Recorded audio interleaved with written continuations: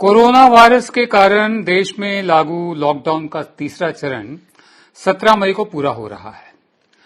इन सब के बीच प्रधानमंत्री मोदी 5वीं बार वीडियो कॉन्फ्रेंसिंग के जरिए राज्यों के मुख्यमंत्रियों के साथ बैठक कर रहे हैं, जो फरवरी के महीने में ही हो जानी चाहिए थी।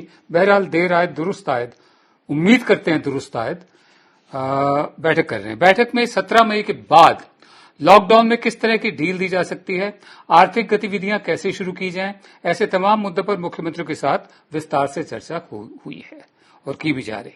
सूत्रों के मुताबिक मुख्यमंत्रियों के साथ बैठक में प्रधानमंत्री मोदी ने कहा कि राज्य मिलकर काम कर रहे हैं। अब ज्यादा फोकस रखने और सक्रियता बढ़ाने की जरूरत है। बताया जा रहा है कि प्रधानमंत्री ने कहा कि राज्यों ने अपनी जिम्मेदारी निभाई है, लेकिन 2 गज की दूरी ढीली हुई तो संकट बढ़ेगा। जिम्मेदारी दरअसल राज्यों ने ही निभाई है।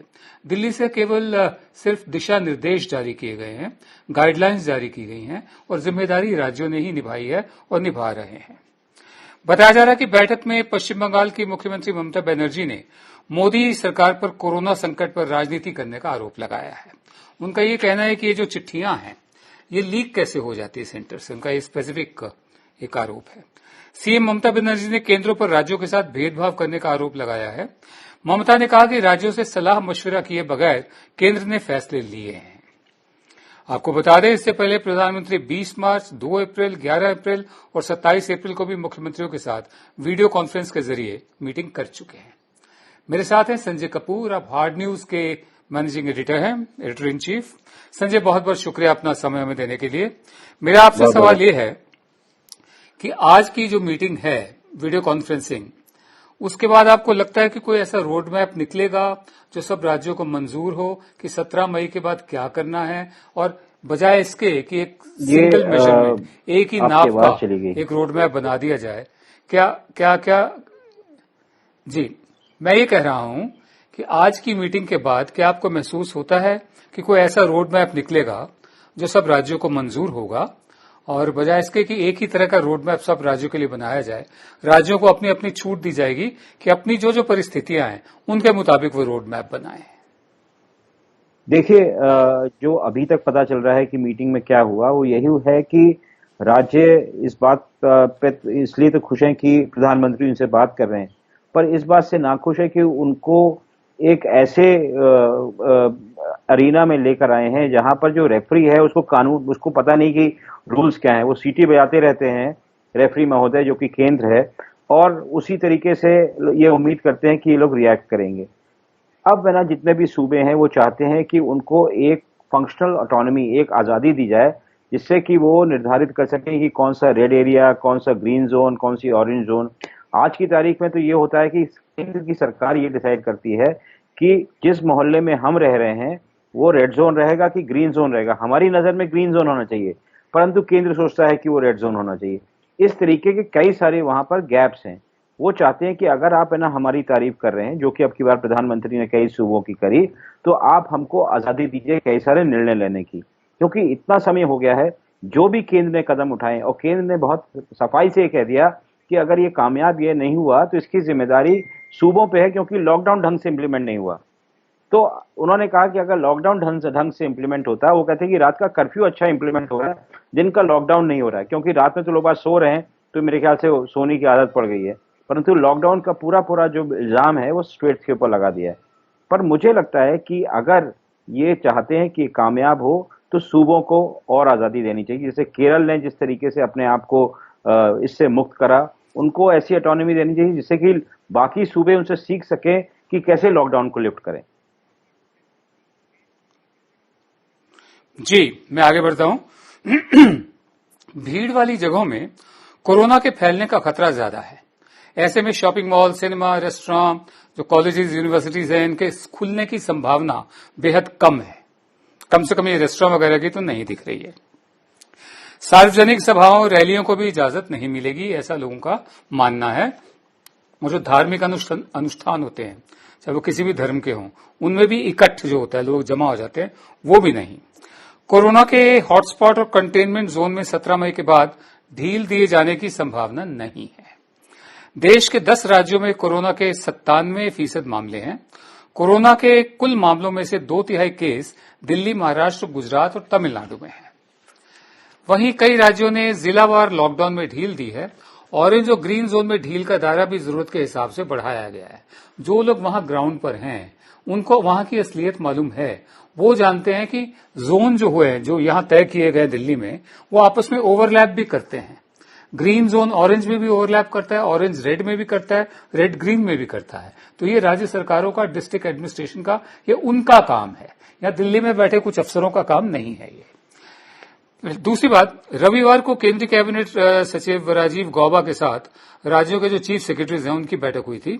इस बैठक में चीफ सेक्रेटरीज ने जांच परख के बाद ही आर्थिक गतिविधियां शुरू किए जाने की वकालत की थी। अब ये जांच परख कौन करेगा? केंद्र से बैठकर होगी या राज्यों में होगी? किस स्तर पर होगी? आपको बता दें कि देश के 733 जिलों में से ऑरेंज और ग्रीन जिलों के 603 जिलों में औद्योगिक गतिविधियां शुरू हो चुकी है, लेकिन जो ग्रीन जिले थे उनके नंबर में, उनकी तादाद में बहुत जबरदस्त गिराव आया है, जो अपने आप में चिंता की बात है। लेकिन मजदूरों की कमी, सप्लाई चेन टूटने और एक राज्य से दूसरे राज्य में आने जाने पर रोक और दूसरी पाबंदियों की वजह से काम धंधा ठीक से शुरू नहीं हो पाया है। संजय, मेरा आपसे सवाल यह है कि औद्योगिक गतिविधियां जो हैं और आर्थिक गतिविधियां, चाहे वो छोटे बिजनेसेस हों, बड़े बिजनेसेस हों, एमएसएमईज हों, बड़े उद्योग हों, ये जो जितनी भी आर्थिक गतिविधियां हैं इनको फिर से शुरू करने से पहले क्या सरकार सभी स्टेक होल्डर्स के साथ विस्तार से चर्चा कर रही है? विस्तार से जब मैं कहता हूं तो हर स्तर पर चर्चा मैं कहता हूं। स्टेक होल्डर्स माने उनको मान भी रही है कि स्टेक होल्डर्स हैं, या सिर्फ एक रस्म अदायगी है कि राज्य बहुत अच्छा काम कर रहे हैं? मेरे ख्याल से बार बार ये बात सामने आ रही है कि कुछ लेवल पे बातचीत हो रही है, परंतु जो केंद्र की अकड़ है वो नहीं जा रही है। केंद्र अपना जो पॉइंट ऑफ व्यू है वो बार बार इम्पोज करता है। अगर आप गौर करें 24 मार्च से लेकर अब तक करीब 4,500 तो नोटिफिकेशन आ चुके हैं कि आप क्या करिए क्या ना करिए। शटर ऊपर आधा खींचिए कि पूरा खींचिए, सड़क आधी 33% ना खुली रहेगी कि 34% खुली रहेगी, उसके तमाम नोटिफिकेशन होम मिनिस्ट्री से आए हैं। कुछ लोगों ने तो ये कहना चालू कर दिया, ऊपर अल्लाह नीचे हल्ला, बार बार है ना उस तरीके से कहते हैं कि किसी को पता नहीं किस तरीके से जा रहा है। तो मुझे लगता है कि एक कोहेरेंस, एक ज्यादा कहने का मतलब कि ड्यू डिलिजेंस की आवश्यकता है। इतना समय मिल गया सरकार को, ब्यूरोक्रेट्स को, ये समझने के लिए कि कैसे होगा, कौन से इलाके में कौन सी सरकार कामयाब हो रही है, किस रणनीति से कामयाब हो रही है, कौन सी रणनीति नहीं चल रही है। सबसे बड़ा मुद्दा यह है कि जैसे आपने उठाया कि यहाँ पर सब लोग आस पास अगर रहेंगे तो ट्रांसमिशन होगा, पर अगर आप गौर करें तो जितने भी माइग्रेंट्स हैं जो छोड़ के जा रहे हैं सब एकदम एक समूह के तौर पे जा रहे हैं, लाखों की तादाद में जा रहे हैं। उनके बारे में क्या सोचा जा रहा है उसको अगर आप नजरअंदाज कर रहे हैं, आप सिर्फ मध्यम वर्ग की बात कर रहे हैं या उच्च वर्ग की बात करें कि मॉल नहीं खुलेंगे, ये नहीं होगा, उनके बारे में कौन चिंता कर रहा है? और आज की तारीख में तकरीबन 40% लोग तो है ना देश के बेरोजगार हो जाएंगे, उनके पास कोई काम नहीं होगा, उनको समझ में नहीं आएगा क्या करें। तो उसमें कई सारी चीजें जो कि हमने अपने ऊपर लेकर आई हैं। हमने ये जो निर्णय लिया 24 मार्च को प्रधानमंत्री ने, उसकी वजह है जिसकी वजह से कई सारी समस्याएं दिखाई पड़ रही हैं। अगर ये पहले सोचा गया होता कि हमारे साथ ये होगा, आजकल पूरे कंप्यूटर मॉडलिंग होती है, पॉपुलेशन के मूवमेंट के बारे में पता है, तमाम तो आईएएस अफसर बैठे हैं, उनका पूरा काम जीवन निकल जाता है क्राउड मैनेजमेंट। पुलिस वाले हैं, उनको सिर्फ एक ही चीज पता होती है कि भीड़ कैसे आए, कैसे रोको। ये सब चीजें सब पता थी। भारत में पूरा प्रशासन भीड़ के इर्द गिर्द होता है, पर अगर आपने उसमें गलती कर दी तो बहुत बड़ी गलती कर दी। जी, मैं आगे बढ़ता हूं। ये हकीकत है कि जो श्रमिक एक्सप्रेस ट्रेन अब चलाने की बात हो रही है, बहुत पहले हो जानी चाहिए थी। पैदल लाखों की तादाद में मजदूर जा रहे हैं, पांव फटे हुए हैं, पिवाइयां पड़ गई हैं, बुजुर्ग माँ बाप को कंधे पर उठा रखा है, चप्पलें टूट गई हैं, पीछे छूट गई हैं, पुलिस के डंडे खा रहे हैं, पानी की जो प्लास्टिक की बोतल होती है उस पर कपड़े बांधकर, चिंदियां बांधकर उसको चप्पल बनाकर चल रहे हैं। मतलब क्या ये नागरिक नहीं है? इनका वोट तो उतना ही मायने रखता है एक नागरिक जैसे, लेकिन इनकी कोई परवाह नहीं की गई है। हम आगे बढ़ते हैं। स्वास्थ्य मंत्रालय की कोरोना को लेकर नई गाइडलाइंस के मुताबिक हल्के लक्षण वाले मरीजों को 3 दिन बुखार नहीं आया तो 10 दिन में अस्पताल से छुट्टी मिल जाएगी। डिस्चार्ज के बाद अब सिर्फ 7 दिन होम क्वारंटीन में रहना पड़ेगा। कोरोना के बढ़ते मामलों के बीच रेलवे ने 12 मई से आम आदमियों के लिए ट्रेन सेवा फिर से शुरू करने का फैसला किया है 15 शहरों के लिए। 12 मई से 15 जोड़ी ट्रेन चलाई जाएंगी। नई दिल्ली स्टेशन से डिब्रूगढ़, अगरतला, हावड़ा, पटना, बिलासपुर, रांची, भुवनेश्वर, सिकंदराबाद, बेंगलुरु, चेन्नई, तिरुवनंतपुरम, मडगांव, मुंबई सेंट्रल, अहमदाबाद और जम्मू तवी के लिए स्पेशल पैसेंजर ट्रेन चलाई जाएंगी। आईआरसीटीसी के वेबसाइट के जरिए ही बुकिंग की जा सकेगी, जो आज 4 बजे से होनी थी, लेकिन वेबसाइट खुल नहीं रही थी। एजेंट के जरिए बुकिंग मान्य नहीं होगी। रेलवे स्टेशन पर टिकट बुकिंग सर्विस पूरी तरह से बंद है। ठीक है जी। मेरा आपसे अगला सवाल ये है कि ये जो ट्रेन को लेकर रूल्स बन रहे हैं कि लिमिटेड स्टॉप पर रुकेंगी, राजधानी ट्रेन के बराबर किराया लिया जाएगा, यात्रियों की स्क्रीनिंग करवाई जाएगी, यात्रियों के मोबाइल में आरोग्य सेतु ऐप होने चाहिए, कि जो लोग पढ़े लिखे नहीं हैं, जिनके पास स्मार्टफोन और कंप्यूटर नहीं है, वो कैसे टिकट बुकिंग करेंगे। इन स्पेशल एसी ट्रेनों से परेशान खाली जेब गरीब मजदूर कैसे सफर कर सकते हैं। यहां पर भी एक तरह की मतलब वर्ग व्यवस्था, क्लास डिस्टिंक्शन है कि जो स्मार्टफोन वाले हैं, कंप्यूटर वाले हैं, जो अफोर्ड कर सकते हैं, उनके लिए एसी ट्रेन हैं, वो अपना खाना घर से ला सकते हैं, कंबल घर से ला सकते हैं, बाकी श्रमिक एक्सप्रेस में जाएंगे। आप क्या कहते हैं? देखिए, ये जो सबसे दुर्भाग्यपूर्ण बात ये पूरी कोरोना वायरस की है कि इसने समाज के अंदर जितना भी भेदभाव था उसको और बढ़ा दिया है।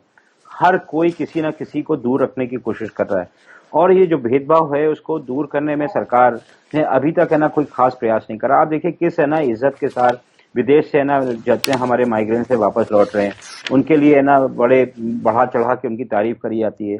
दूसरी तरफ ये नीचे के लोग हैं जिन्होंने हमारी फैक्ट्री, हमारे मकान, तमाम पूरी जो हमारी अर्थव्यवस्था को चलाते हैं, उनको दुत्कार के जाने दिया। ये तो अगर मीडिया और विपक्ष हल्ला ना मचाता और वो सोनिया गांधी ये ना कहती कि मैं टिकट का पैसा देती हूँ, तब तक मेरे ख्याल से लोगों पे जूं नहीं रूंगती। यहाँ पर तो सब लोग सोच रहे हैं कि अपने को सुरक्षित रखें और बाकी जाएं भाड़ में।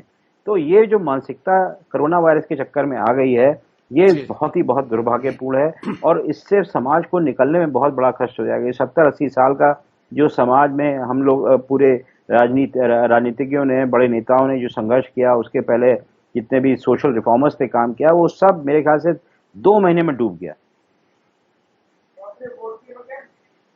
जी, हमें तो हैरानी होती है मीडिया को देखकर कि वही होम मिनिस्ट्री और हेल्थ मिनिस्ट्री के 3-4 अफसर हैं, वो जो प्रेस कॉन्फ्रेंस नहीं होती वो जैसे डिक्टेशन दे रहे हैं और मीडिया वाले डिक्टेशन ले रहे हैं। मीडिया का काम ये नहीं होता। मीडिया का काम सरकारों को आईना दिखाना होता है। सरकारों के काम की तारीफ के लिए, वाहवाही के लिए सरकार के पास अपने दूरदर्शन है, ऑल इंडिया रेडियो है, तमाम दरबारी चैनल हैं, अखबारें हैं, जहां विज्ञापन के बल पर अपनी खबरें चला सकते हैं वो। तो जो मीडिया वाले वहां प्रेस कॉन्फ्रेंस में हैं, वो सिर्फ डिक्टेशन लेना उनका काम नहीं है। बहरहाल ऐसा हो रहा है।